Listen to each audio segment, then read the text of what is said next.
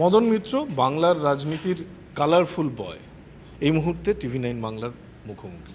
আপনি আর রঙিন এই ব্যাপারটা এক, যদিও কালো জামা পরে রয়েছেন। কালকে ইডি ডেকেছিল, তো কি হলো শিবির বদল করে? সেই তো ইডি, সেই জিজ্ঞাসাবাদ, সব কিছুই বহাল রইল, আপনি মাঝখান থেকে ভালো তৃণমূল হয়ে গেলেন, এতে কোনো ডিভিডেন্ড হলো না।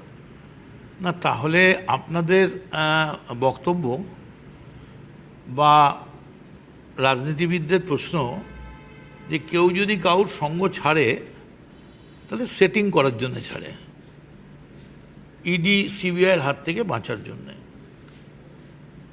তো আমি তো সেই অর্থে শিবির বদল করেছি, অল ইন্ডিয়া তৃণমূল কংগ্রেসই ছিল, তাই আছে। কিন্তু আমি ইডি ডাকবে না বা ইডি ডাকলে আমাকে ধরবে না, এরম কোনো কথা তো আমার সঙ্গে কারোর হয়নি। ইডি আমায় ডেকেছে, আমি গেছি এবং 8 ঘন্টা ছিলাম, যা আমার পুরো পরিবারকে ডেকেছে, যা যা প্রশ্ন করেছে আমি সব কিছুর উত্তর দিয়েছি to the best of my knowledge and belief. কাগজপত্র আমি যা বলেছে সবটাই দিয়েছি এবং আবার প্রয়োজন হলে আবার যাব। আসলে তৃণমূল কংগ্রেসের তরফে কুণাল ঘোষ কালকে একটা কথা বলে রেখেছিলেন, ভাসিয়ে রেখেছিলেন, যে মদন মিত্র যদি 8টার মধ্যে ফিরে আসেন তাহলে বুঝতে হবে যে একটা বৃহত্তর সেটিংয়ে উনি রয়েছেন। দেখুন, এটা আমি আপনাকে বলি, কুণালকে আমি খুব ভালোবাসি, কুণাল আমার ছোট ভাই, দাদা বলে। কিন্তু এই যে সেটিং গদ্দারি আর 8টায় ফিরবে, এই যে ব্যাপারটা বলে দিতে পারে কুণাল, তার কারণ ওটা নিজের উদ্দেশ্যে উক্তি করছে। মানে কুণাল ঘোষ সেটিং করছেন, উনি নিজেকে বলছেন, আমায় বলেননি। আচ্ছা, উনি জানতেন যে 8টায় ছাড়বে, উনি জানতেন সেটিং হলে 8টায় ছাড়ে, উনি জানতেন যে গদ্দারি হলে ইডি ডাকে ছেড়ে দেয়। কারণ গদ্দার এবং ষড়যন্ত্রটা কী জিনিস এটা কুণালের থেকে বেশি কেউ জানে না। এবং কুণালের সেই দিনগুলো, দাড়িওয়ালা পাঁচিল টপকাবার চেষ্টা করছে, সুইসাইড করার চেষ্টা করছে। আমরা কোথাও টাকা জমা দিয়ে পলিটিক্স করছি না সরকারকে, যে এত কোটি টাকা জমা দিলাম। কিন্তু তার মানে আমি রাগ করবো না কুণালকে। তার কারণ দেখো, কুণালকে একটা লড়াই করতে হচ্ছে প্রতিদিন একটা আইটি সেলের বাচ্চাদের সঙ্গে টিআরপির জন্যে। কারণ আইটি সেলের তো রোজ করার উপায় নেই, কবে মমতা স্কুটার চড়বে সেদিন আইটি সেলের টিআরপি হবে। এখন কুণাল সেখানে ফ্রি হ্যান্ড পে রোজ বলে যাচ্ছে। কিন্তু কুণাল যেখানে দাঁড়িয়ে সেটিংয়ের কথা বলছে, যেখানে দাঁড়িয়ে দুর্নীতির কথা বলছে, সেখানে পাশে শুধু বিদেশের ভিসা আর পাসপোর্টের জন্যে ভানুতুতু আর জামাইকা দ্বীপের পরিকল্পনা দাবি চলছে। আমি কুণালকে বলবো, আই এম সরি, আমি লজ্জিত, আমি ক্ষমা চাইছি কুণালের কাছে, যে কুণালের যে ইচ্ছেটা ছিল যে মদনদাকে আটকে দেবে, আমি এটা পূরণ করতে পারিনি। কারণ কুণাল ঘোষের ইচ্ছে কেন থাকবে? সেই জন্যই তো উনি বলেছেন। তার কারণ উনি জানেন যে আমার এই ফিল্ডে আমার সঙ্গে খেলার মতো প্লেয়ার কম আছে। উনি নিজেই সেদিন বলছিলেন কি হেঁটে যাবেন ডান দিক দিয়ে বাঁ দিক দিয়ে, কে আছে মায়ের লাল সারা বাংলায় সেলফি তুলবে। তো আমি বলি যে অ্যাকচুয়ালি আমি না সেলফি ব্যাপারটা বেশি বুঝি না, সেলফি টেলফি বেশি বুঝি না। কুণাল বাবুর, আপনি খুব সেলফিশ হয়ে গিয়েছেন, তৃণমূল বলছে আপনি সেলফিশ হয়ে গিয়েছেন। পরিবার এবং পরিবারকে বাঁচাবার জন্য আপনি মমতা বন্দ্যোপাধ্যায়ের হাত ছেড়েছেন। আমি যদি জানতাম এরম হবে, আমি নিশ্চয়ই আগে থেকে এরকম কোনো ডিসিশন নিতাম না। আর সেলফিশ না হয়ে আমার যে সেলফ ইন্টারেস্টটা, সেটা কি আমার পার্টির ওপরে আমি ফেলে দেবো? আপনারা নিয়ে নেবেন দায়িত্বটা। একটু ভেঙে বলুন। মানে যদি বেরিয়ে বলেন কে কে নিয়েছে, কারা কারা নিয়েছে, শিক্ষা থেকে খাদ্য, খাদ্য থেকে সব জায়গায় কে কোথায় চাকরি, কে কোথায় কি হয়েছে না হয়েছে। সারা বাংলায় গত 15 বছরের যে দুর্নীতি, সেটা তো পুরোটাই তৃণমূলের আমলে হয়েছে। আমি কাউকে মিন করছি না, কিন্তু আমি খালি বলতে চাইছি কুণালকে যে আপনার মনোবাঞ্ছা আমি পূর্ণ করতে পারলাম না। আমি যদি জানতাম তাহলে নয় আমি ওদের বলতাম তোমরা আমাকে আরও 2 ঘন্টা আটকে রাখো, কারণ 8টা বেজে গেলে কুণালের তত্ত্বটা মিলে যাবে। তবে কুণালকে একটা কথা বলি, কুণাল আপনি বোধহয় জানেন না, এখনকার ইয়াঙ্গার জেনারেশন অর্থাৎ ককরোচ, জেঙ্গি, এরা বলছে যে the majority of the politician they have become all power broker and politics has become the last resort of the scoundrels. আপনার কি মনে হয়? আমি জানি না তার মধ্যে কুণাল পড়ে কিনা, আমি বলিনি এটা। আপনার উপলব্ধি কি মদন? আমার উপলব্ধি অত্যন্ত খারাপ। বিয়ে বাড়িতে যেমন আমার জ্যাঠাইমার বিয়ে হয়েছে 1923-এ, আমাদের বাড়িতে এখনও সেই সব অ্যালবাম রয়েছে যে আমার ঠাকুরদাদা 2জনকে নিয়ে ঢুকছেন হাতে করে, পাঞ্জাবি পরা 2জন ভদ্রলোক, একজনের নাম সিআর দাস, একজনের নাম নেতাজি সুভাষচন্দ্র বসু। আমার বাড়িতে ছবি রয়েছে যে স্যার আশুতোষ মুখার্জি, স্যার রাজেন আর আমার ঠাকুরদাদা বসে আছেন। আমার ঠাকুরদাদাকে ভারতবর্ষের প্রথম ইন্ডিয়ান, বাঙালি নয়, প্রথম ইন্ডিয়ান হিসেবে জর্জ দ্য সিজ ডেকে রায়বাহাদুর উপাধি দিয়েছিলেন, আর আমায় ইডি ডেকে পাঠাচ্ছে। সো ন্যাচারালি আমার খুব সম্মান লাগছে।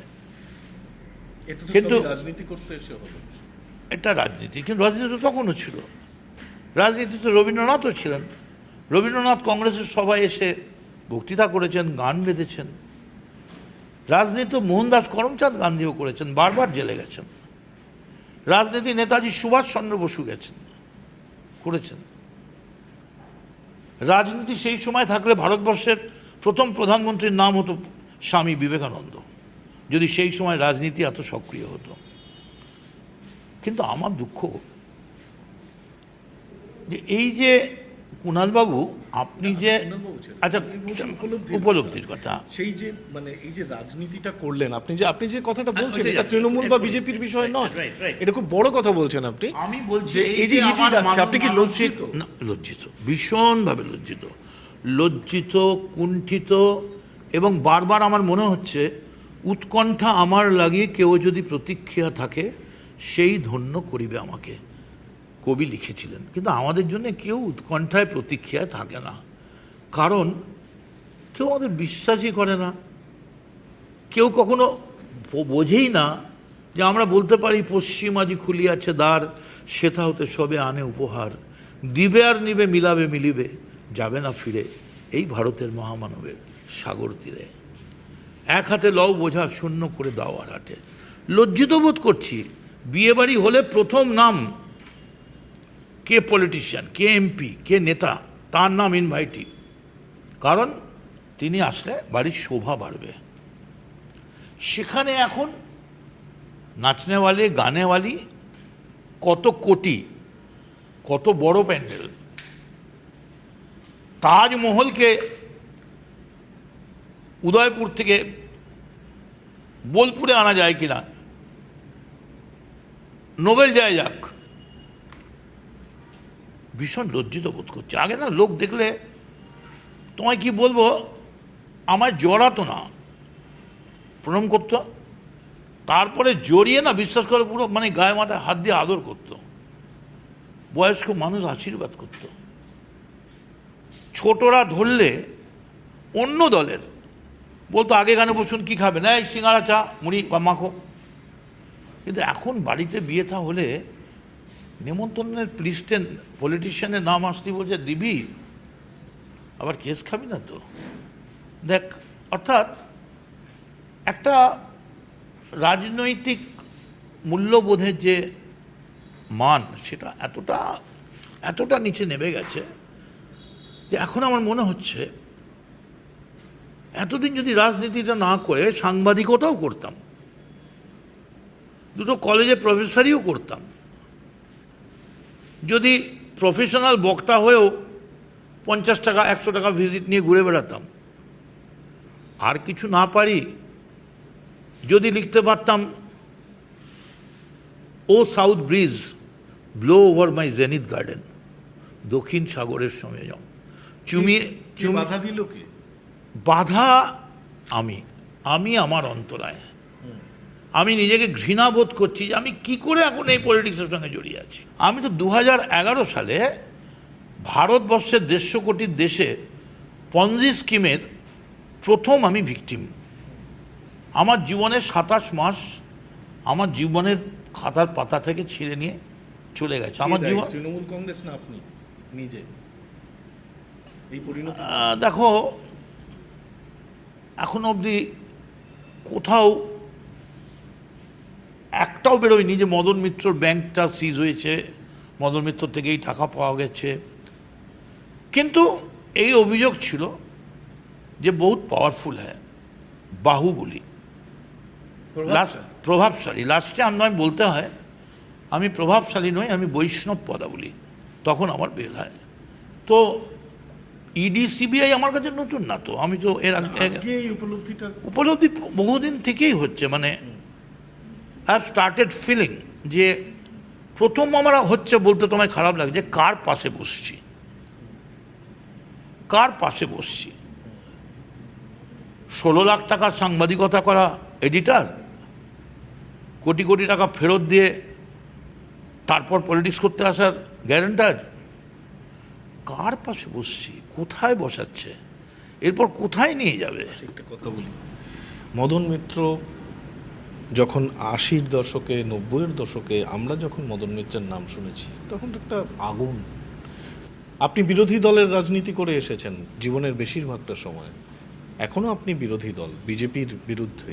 এই বিরোধী দলের ভূমিকা, বিকেলবেলা বিধানসভায় আপনাদেরকে দেখি, কথা হয়, এই বিরোধী দলের ভূমিকা সেটা কি আপনাকে তুষ্ট করছে? আপনার দীর্ঘ অভিজ্ঞতা। বিরোধী দলের ভূমিকা সার্বিকভাবে আমাকে খুব আনন্দ দিতে পারেনি, হতাশ করেছে।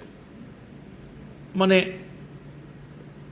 এমন একটা বিরোধী দল যাকে দেখে আমি রাত্রে নিশ্চিন্তে ঘুমোতে পারি, ঘুমের ওষুধ লাগে না, এরকমভাবে বিরোধী দল আমায় রাজনীতিবিদ হিসেবে তুষ্ট করতে পারেনি। কিন্তু আমি খুব গর্বিত যে যে জেলা থেকে বীরেন শাসমল বলেছিলেন আমি মরার পরও দাঁড়িয়ে পড়াবে, যেন ব্রিটিশ বুঝতে পারে মরার পরও আমি মাথা নোয়াইনি। অজয় মুখার্জি থেকে শুরু করে সতীশ সামন্তরা এসেছিলেন।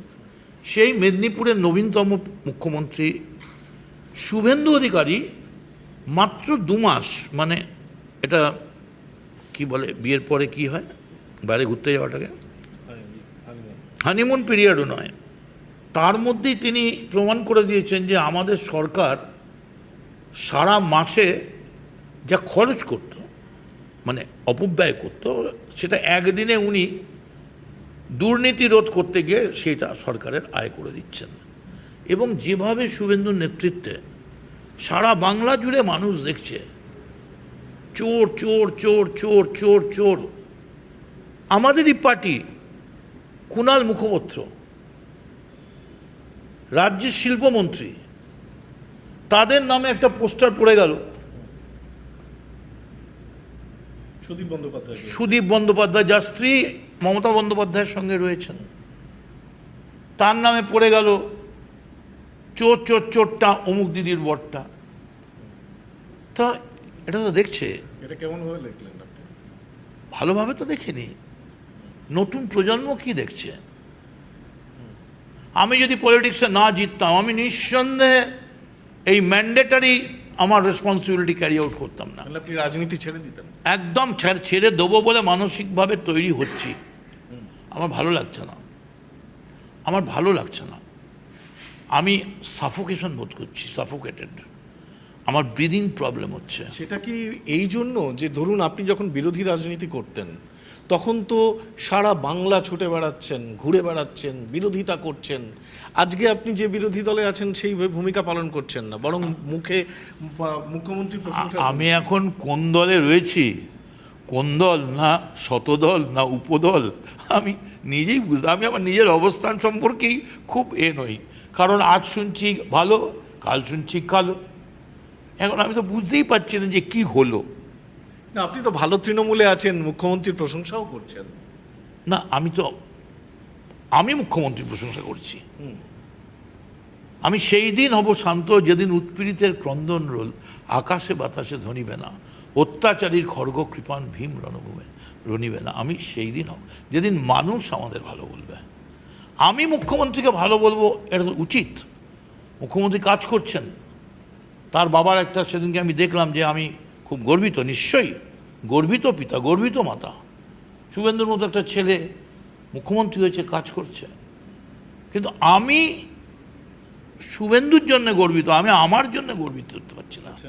কারণ শুভেন্দুবাবু কি জানেন যে আপনি ওনার জন্য এতটা গর্বিত? এখন আমি তো শুভেন্দুর সঙ্গে কানে কানে কথা বলতে যাইনি, শুভেন্দুর ফোন নাম্বারও আমার কাছে নেই।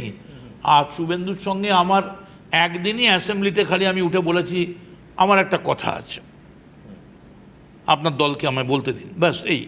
আমি আর ব্যক্তিগত কোনো এও নেই। তবে একটা সময় আমি আর শুভেন্দু, আমি রাজ্য তৃণমূল যুব কংগ্রেসের সভাপতি ছিলাম, ও জেলার সভাপতি ছিল, আমরা একসঙ্গে বহু জেলায় গেছি, মঙ্গলকোট গেছি, নন্দীগ্রাম গেছি। আমি একটা কথা বলবো যে রাজনীতিতে যে হয় আমি সমর্থন করছি, অবস্থানটাই তো রাজনীতি, সেটাই তো বড় ব্যাপার। হয় আমি এটার পক্ষে, নয় আমি এটার বিপক্ষে। এই যে মাঝামাঝি, এই যে ভালো ভালো তৃণমূল, এইটার ভালো প্রশংসাও করছি, বিরোধিতাও করছি, এই মাঝামাঝি অবস্থানটাই কি আপনাকে ক্লান্ত করে দিচ্ছে, সাফোকেটেড করে দিচ্ছে? একটু ভেবে বলুন। তোমরা কথা বলি, এই পক্ষে আর বিপক্ষে এই দিনটা একদিন ছিল, যেটা ঋত্বিক ঘটক তার অজান্ত্রিকে বলেছেন, আমি লেনিন বুঝি, মার্কস বুঝি, কিন্তু তারপর সব কনফিউজ। এখন পক্ষ বিপক্ষ এটা টিভিতে দেখা যায় সন্ধ্যাবেলায়, আর বিজ্ঞাপনে দেখা যায় পাত্রীপক্ষ পাত্রপক্ষ। এখন সবটাই সপক্ষ। হ্যাঁ, নিজেকে বাঁচাতেই সবাই। Exactly, and that is the. তাহলে নিজেকে বাঁচাতেই সবাই ভালো তৃণমূল হয়েছে। ভালো তৃণমূল, খারাপ তৃণমূল, নিজের যে বড় বলে বড় সে নয়, লোকে যারে বড় বলে বড় সে ভয়। এখন লোক কাকে বড় হচ্ছে সে তো সামনে তো দিন আসছে, সামনে জন্মিলে মরিতে হবে, অমরকে কোথা কবে। সামনে দিন মানে ইলেকশন তো আসছে না, সেখানে তো এত অহংকার কিসের? इतना घमंडी मत हो अपनी बुलंदी पर, मैंने सितारों को गिरते हुए देखा, I have seen the stars falling. আমি কাউকেই বলছি না, আমি নিজেকে বলছি, সব কিছু আমার জন্যে। আমার একদিকে শুধু তুমি, পৃথিবী অন্যদিকে, আমি তোমারই দিকটা নিলাম। আচ্ছা, এই যে ভালো তৃণমূল খারাপ তৃণমূল, এটা কি কোনো একটা সেটিং? পাগল বলছে, লোকে পাগল বলছে, লোকে জানতেই চাইছে না। লাইভ স্ট্রিমিং চলছে, পুরো গ্যালারি ফাঁকা।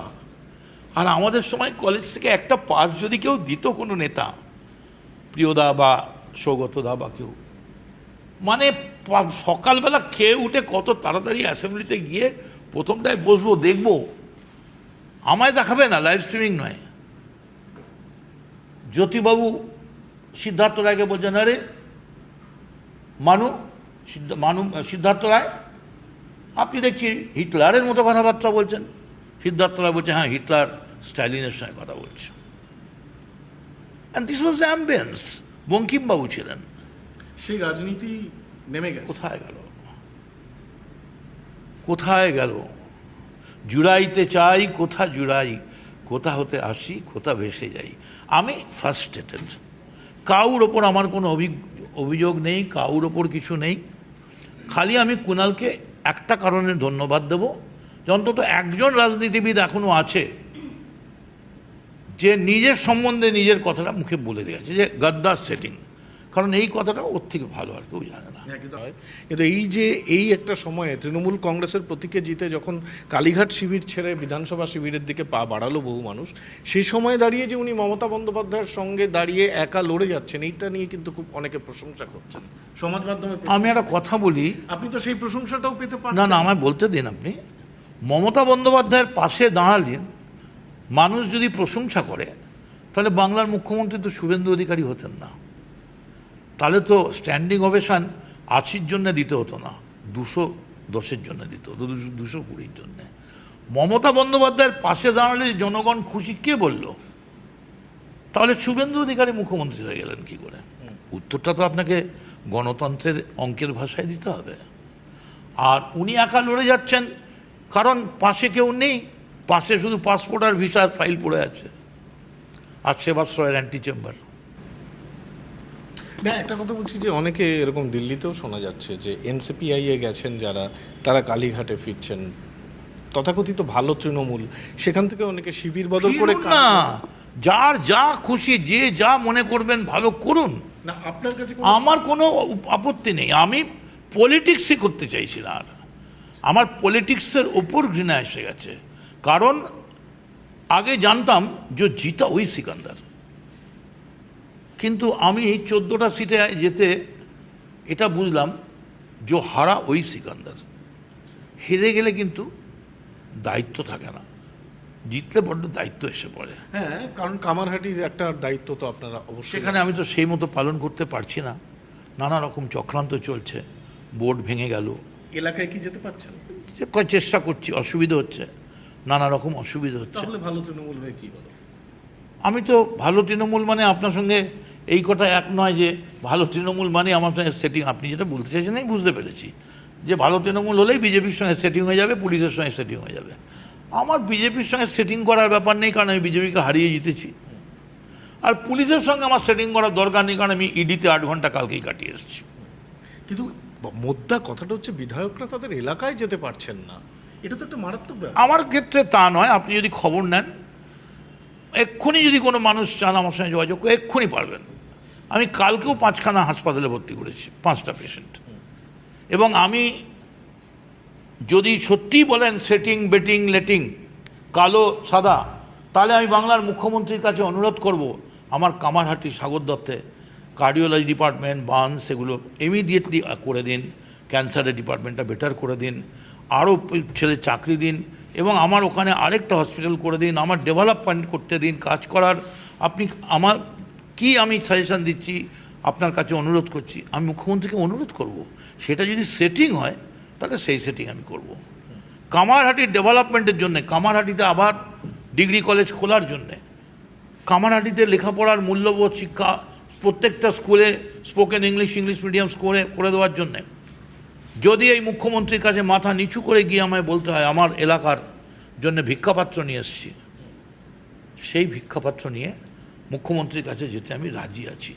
কারণ ওতে যে ভিক্ষেটা পড়বে, ওটা ওই টুলুর 150 কোটির বিয়েতে যাবে না, ওটা মানুষের কল্যাণে যাবে। বুদ্ধং শরণং গচ্ছামি, সংঘং শরণং গচ্ছামি। এটা আমার শেষ প্রশ্ন, এই যে যারা শিবির বদল করে মমতা বন্দ্যোপাধ্যায়ের হাত ছেড়ে জোড়াফুল তৃণমূল করছেন, নতুন তৃণমূল, ভালো তৃণমূল, আসল তৃণমূল, মদন মিত্র আপনি বুকে হাত দিয়ে বলুন এর রাজনৈতিক ভবিষ্যৎ কি? না, আপনি তো একদম গোটা প্রশ্নটাই তো ভুল আপনার। আজ হিসাব মিলাতে গিয়ে দেখি ভুল, সবই ভুল। এ খেলা শুধুই ফাঁকি। কি করে ওদেরও জোড়া ফুল, আমারও তো জোড়া ফুল, তাহলে আমি কি করে বলবো তুমি ভালো আমি খারাপ, তুমি খারাপ আমি ভালো? সব এক। না, তাতে কিচ্ছু এসে যায় না, তাতে কিচ্ছু এসে যায় না। কার সঙ্গে মানুষ আছে? মানুষ শুভেন্দু অধিকারীর সঙ্গে আছে, তাই তিনি মুখ্যমন্ত্রী। আপনিও মনে মনে শুভেন্দু অধিকারীর সঙ্গে আছেন। আমি পশ্চিমবঙ্গ বিধানসভার একজন সদস্য, যে বিধানসভার আরেকজন সদস্য মেদিনীপুর এবং ভবানীপুর থেকে, যিনি বাংলার মুখ্যমন্ত্রী শুভেন্দু অধিকারী। বাংলার উন্নয়নে, বাংলার কল্যাণে আমি প্রয়োজনে নিশ্চয়ই 1000 বার তার পাশে থাকব। আমি মনে করি না বিরোধী দল অন্য দল মানে তার ভালোটাকেও আমি খারাপ বলবো। শুভেন্দুর পাঞ্জাবিতে আমি কোনোদিন কোনো দাগ দেখিনি, খুব ধপধপ করে।